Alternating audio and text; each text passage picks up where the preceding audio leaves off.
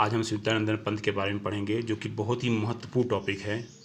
इसमें से आपके एग्ज़ाम में बहुत सारे क्वेश्चन आते हैं, इनकी रचनाओं के बारे में, इनके पुरस्कार के बारे में, या इनका जन्म कब हुआ था। और इसके अलावा कंपटीशन में बहुत सारे क्वेश्चन इनमें से पूछे जाते हैं। तो चलिए स्टार्ट करते हैं। सुमित्रानंदन पंत का जन्म 20 मई 1900 को अल्मोड़ा के कौसानी ग्राम में हुआ था, जो इस समय उत्तरांचल में है। इनके पिता का नाम गंगाधर पंत था। ये अपने पिता की 8वीं संतान थे। इनकी माता का नाम सरस्वती देवी था और इनके जन्म के 6 घंटे के पश्चात इनकी माता का निधन हो गया। इनका पालन पोषण इनकी दादी ने किया था। दादी ने इनका नाम गुसाई दत्त रखा था, लेकिन यह नाम उन्हें पसंद नहीं था, इसलिए इन्होंने बाद में चेंज कर अपना नाम सुमित्रानंदन पंत रख दिया। इनकी प्रारंभिक शिक्षा अल्मोड़ा में हुई। जब वे 7वीं क्लास में थे तब उन्होंने पहली बार छंद रचना की। यानी कि इनमें काव्य प्रतिभा बचपन से ही भरी हुई थी।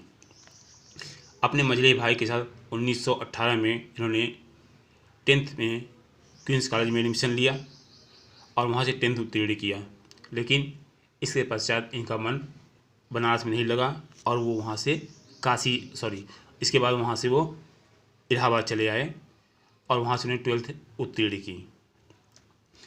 इसके पश्चात उनकी पढ़ाई स्थगित हो गई, क्योंकि वे महात्मा गांधी से बहुत अधिक प्रभावित थे और महात्मा गांधी ने उस समय असहयोग आंदोलन प्रारंभ किया था, जिसमें उन्होंने स्कूलों, कॉलेजों, इन सब का बहिष्कार के लिए कहा था। फिर उन्होंने अपनी पढ़ाई छोड़ दी। 1938 में इन्होंने एक पत्रिका का संपादन किया जिसका नाम था रूपाभ।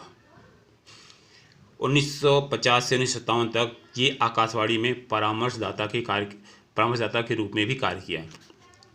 1958 में युगवाणी से वाणी संग्रहों की एक प्रतिनिधि कविताओं का संकलन चिदंबरा प्रकाशित हुआ। इस पर इन्हें 1968 में, यानी कि चिदंबरा के लिए इन्हें 1968 में ज्ञानपीठ पुरस्कार से सम्मानित किया गया। 1960 में इनकी एक और काव्य संग्रह प्रकाशित हुई, कला और बूढ़ाचार। इसके लिए इन्होंने साहित्य अकादमी पुरस्कार से सम्मानित किया गया। 1961 में हिंदी साहित्य की अनवरत सेवा के लिए सरकार ने इन्हें पद्म विभूषण की उपाधि से विभूषित किया। 1964 में इनका महाकाव्य का प्रकाशन हुआ, लोकायतन का, जिसके लिए इन्हें सोवियत नेहरू शांति पुरस्कार के सम्मान से नवाजा गया। इनकी मृत्यु 29 दिसंबर 1977 को इलाहाबाद में हुई।